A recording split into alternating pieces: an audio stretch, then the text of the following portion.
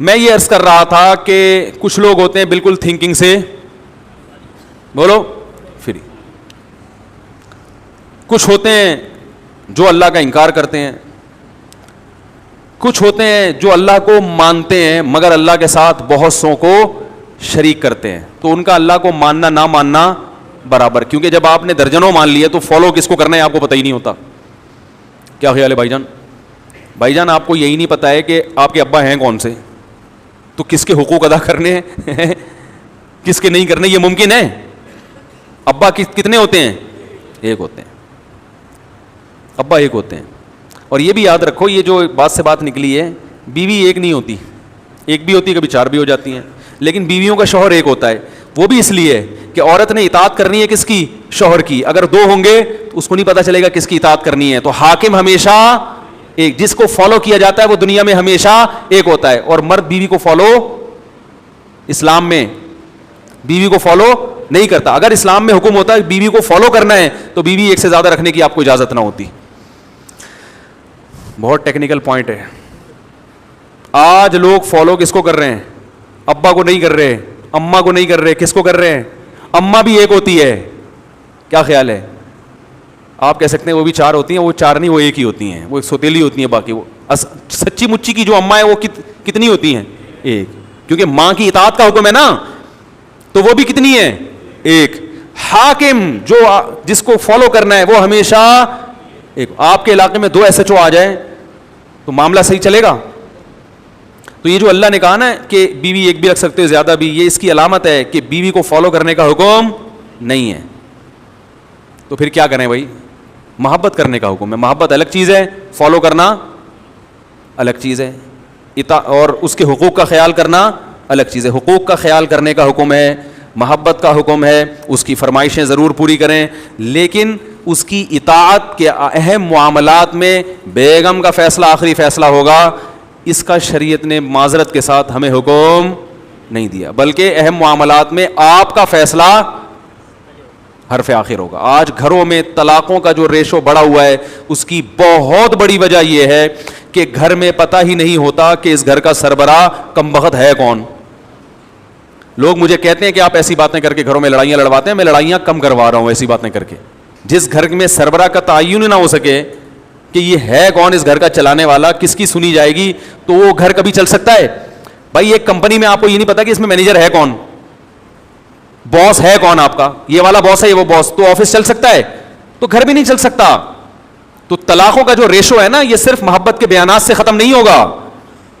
لوگ کیا کرتے ہیں جب گھروں میں جھگڑے ہو رہے ہیں تو میاں بیوی کو محبت کا حکم دیتے ہیں، محبت سے رہو، محبت سے رہو، محبت سے رہو. یہ حل نہیں ہے. یہ ایسے ہی ہے جیسے آپ پولیس اور عوام کو محبت سے رہنے کا حکم دے دو تو اس سے مسائل حل ہو جائیں گے. پبلک کو یہ بتایا جائے گا بھائی پولیس والے سے محبت بھی کرنی ہے، لیکن جب آرڈر آئے گا تو آرڈر عوام کا نہیں چلے گا، کس کا چلے گا؟ تھانے دار کا چلے گا. اس کے سامنے پھر آپ کو چونو چرا کی اجازت بولو نا نہیں ہے. محبت سے آفس میں بھی رہنا چاہیے ہمیں. کیا خیال ہے؟ تمام امپلائز کو چاہیے آپس میں محبت کریں، باس کو بھی چاہیے امپلائز کے ساتھ محبت، اور امپلائز کو بھی چاہیے باس کے ساتھ محبت، لیکن پھر بھی جھگڑے ہو رہے ہیں. تو آپ وہاں جا کے محبت پہ بیان کرو گے یہ کافی نہیں ہے. آپ بولو گے بھائی کہ یہ باس ہے، جب اس نے آرڈر دیا ہے تو آپ کو اس آرڈر پہ اعتراض کیوں ہے؟ تو یہاں جھگڑا ایسے ختم ہوگا. امپلائز کو مجبور کیا جائے گا کہ باس کوئی ایسا حکم دے رہا ہے جو جائز ہے، قانون کے تحت ہے، ناجائز نہیں، جائز ہے اور آپ کی استطاعت میں بھی ہے، تو آپ کو اس کی ماننی پڑے گی. نہیں مانو گے تو لڑائیاں ہوں گے. آج بہت سے لوگوں کو دیکھا گھریلو جھگڑے کیسے حل کرتے ہیں. وہ گھریلو جھگڑے ایسے حل کر رہے ہوتے ہیں کہ دونوں کو ترغیب دے رہے ہیں محبت سے رہو، بہت اچھی بات ہے، لیکن یہ نہیں دیکھ رہے ہوتے کہ بھائی اگر شوہر ایک بات کا آرڈر گھر میں دے رہا ہے اور وہ جائز بھی ہے اور عورت کی طاقت میں بھی ہے تو عورت کیوں نہیں مان رہی اس کی بات؟ نہیں مانے گی تو پھر لڑائیاں. بولو بھائی، پھر جو ایک نہیں مانتی وہ اور باقی چیزوں میں بھی نہیں فالو کرتی.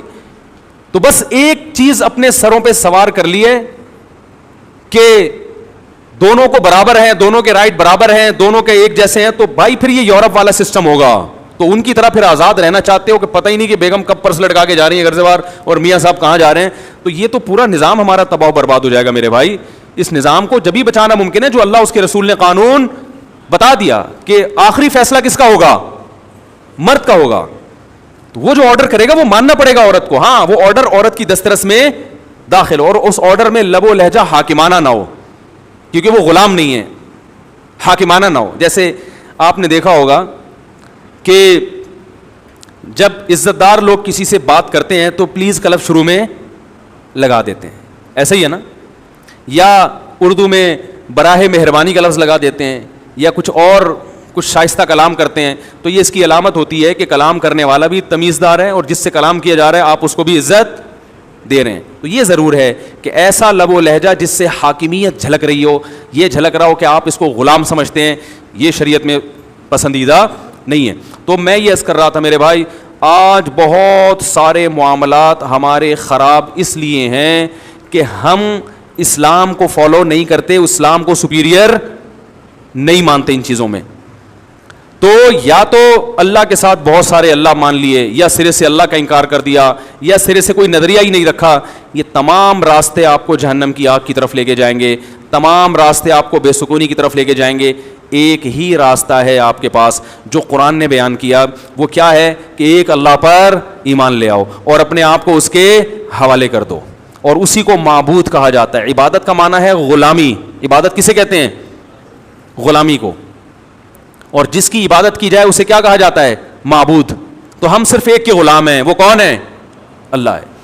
تو بھائی یہ فیصلہ کرو کہ میں آزاد ہوں یا میں غلام ہوں.